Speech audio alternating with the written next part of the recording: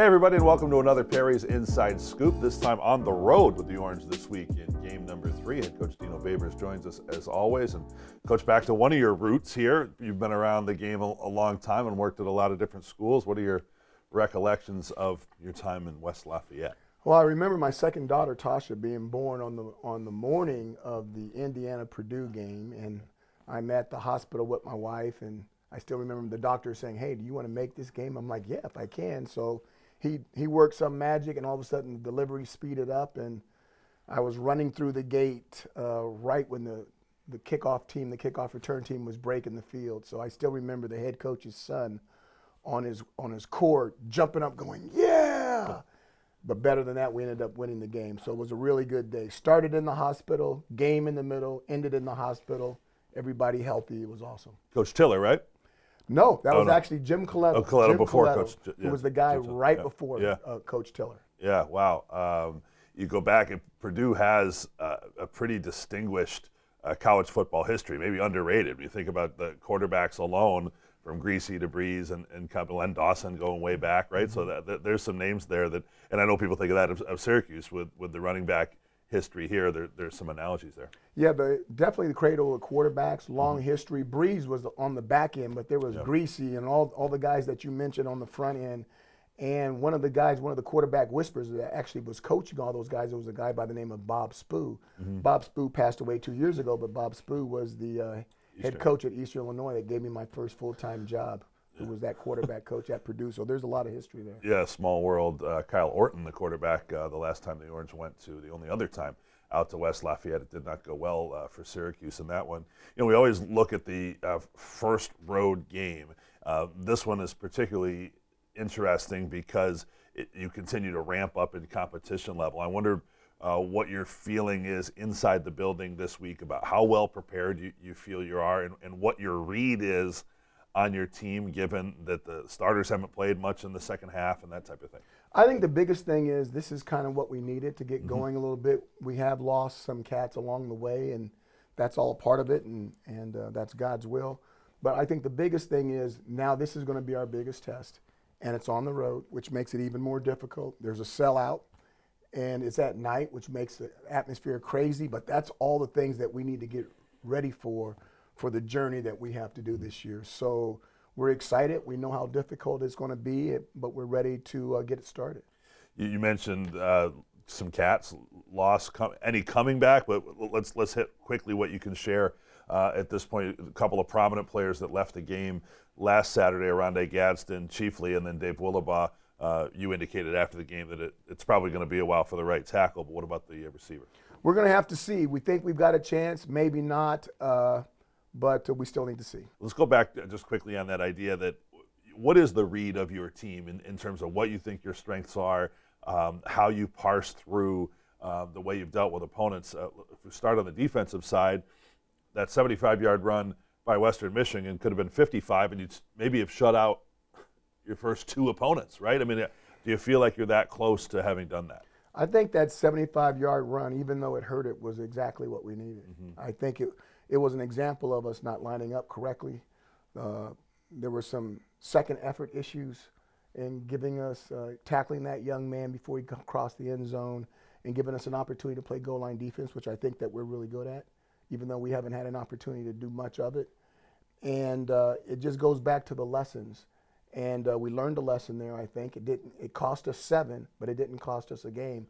And hopefully that's going to be a positive for us in the future. I like the expression second effort. You know, what happens after the play breaks away from the way it was drawn up? There were a couple of second effort positives in the Western Michigan game. One is they bought time for the last play of the first half. It winds up not only being an interception, but an interception where the defense converted offense pretty quickly. Yeah, I mean, we were concerned about trying to save time for the offense to give us one more opportunity to get in there before halftime. And then they played it in such a way that I couldn't use any of my timeouts, and they were using theirs. And then it got to the point where I can't use mine, or I'm going to help them. Right. And then they throw a pick six going the other way, and perfectly blocked, well executed by the defense, and no penalty flags. It was awesome. The other second effort play that comes to mind in Western Michigan that I think bears conversation, because it'll be something we'll see over the course of the year, maybe again in this game, is that the idea that Garrett Schrader's touchdown pass to Donovan Brown is a rollout, is an extended play. How do you evaluate what the other 10 players are doing as maybe Garrett keeps something alive there, and what did Donovan show you? Well, first of all, we work on that stuff. And the one thing about our offensive line, they know that we have a quarterback that is mobile. So when they're blocking this guy and all of a sudden he does something that he's normally not doing, they know that it's probably a scramble. And we don't want any penalties on that because we think scrambles are advantage us.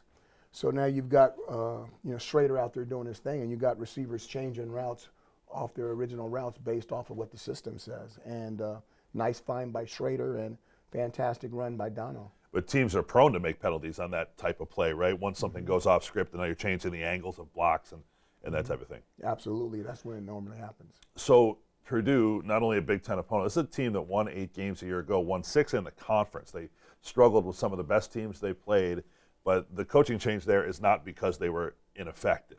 No, they won the other side of the conference. Right. They played in the championship game, lost in the championship game, and their head coach went to Louisville, which is where he graduated from. And that's a team that won a championship last year.